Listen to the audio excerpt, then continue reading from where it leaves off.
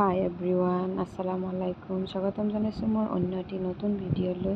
কি খবৰ আপোনালোকৰ? আশা কৰোঁ ভালেই আছে, ময়ো ভালেই আছোঁ। আজি আপোনালোকক এটা ৰেচিপি দেখুৱাম। গৰু গোচৰ পোলাও অতি সহজ পদ্ধতিত বনাব পাৰি। যিসকল নতুন ৰান্ধনি সেইসকলে মোৰ ভিডিঅ'টো চাই অলপ হ'লেও লাভৱান হ'ব বুলি মই ভাবোঁ। এয়া চাওক, আৰম্ভ কৰি দিছোঁ। গেছটো জ্বলাই কুকাৰটো উঠাই দিছোঁ গেছত। দুটা ডাঙৰ চাইজৰ পিঁয়াজ লৈ লৈছোঁ মিহিকৈ কাটি, আদা নহৰু পেষ্ট, কিচমিচ আৰু কাজু বাদাম। মই যিহেতু হাফ কেজি পোলাও বনাম তো দুটা পিঁয়াজ লৈছোঁ। এয়া চাওক, কুকাৰ গৰম হৈছে, মই ৰিফাইন দি দিছোঁ আন্দাজমতে। ৰিফাইনখিনিও গৰম হৈ গৈছে, মই পিঁয়াজ ইয়াতে এড কৰি দিম। পিঁয়াজ দি দিছোঁ, তেজপাত দি দিছোঁ লগত দুটা। এইখিনি এতিয়া ধুনীয়াকৈ লৰাই ভাজি ল'ম অলপ সময়। ইয়াৰ পিঁয়াজখিনি অলপ ৰংচুৱা হৈছে, মই ইয়াতে আদা নহৰুৰ পেষ্টখিনি দি দিছোঁ। দি পেলাই ধুনীয়াকৈ লৰাই ভাজি ল'ম অলপ সময়।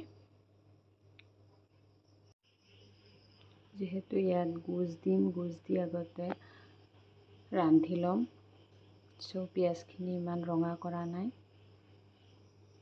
এতিয়া কিচমিচ আৰু কাজুখিনি দি দিছোঁ, এইখিনিও অলপ ভাজি ল'ম, একেলগে দি দিছোঁ।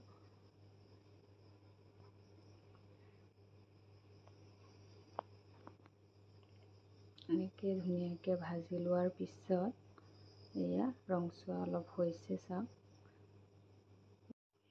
এতিয়া মই নিমখ হালধিৰে সিজাই থোৱা গোচখিনি দি দিম। গোচখিনি অলপ নিমখ আৰু হালধি দি পেলাই সিজাই থৈছিলোঁ।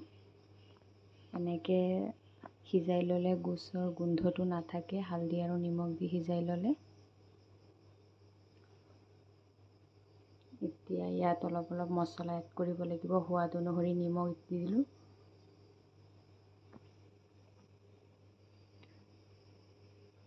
আৰু দি দিছোঁ হালধি গুড়ি অলপ।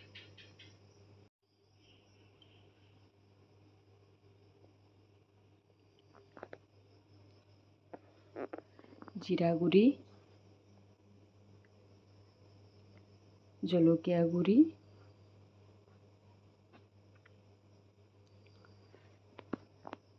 আৰু ইলাচি আৰু ডালচেনি নাছিলে যিহেতু গৰম মছলা গুড়ি অলপ দি দিলোঁ।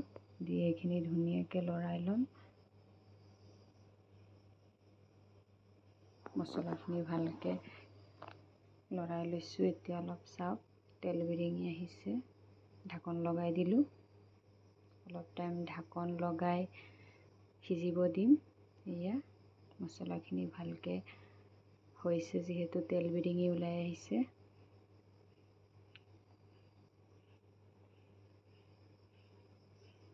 এনেকৈ অলপ সময় ভাজি ল'ম গোচখিনি। গোচত যিখিনি পানী থাকে সেইখিনি যাতে শুকাই যায়, তেতিয়াহ'লে খাবলৈ খুবেই সোৱাদ লগা টেষ্টি হয়। আগতেই পানী ঢালি নিদিব, পানী দিলে গোচৰ যিটো পানী থাকে সেইটো ওলাই নাহে।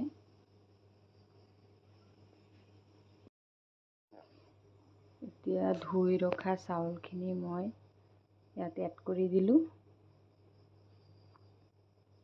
দি পেলাই ধুনীয়াকৈ অলপ সময় চাউলখিনি ভাজি ল'ম গোচৰ লগত।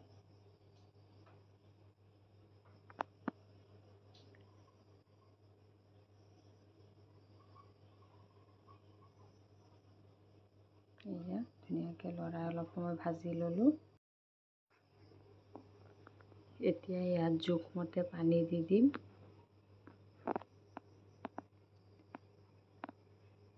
পানীখিনি দি ধুনীয়াকৈ লৰাই ঢাকনখন লগাই দিম।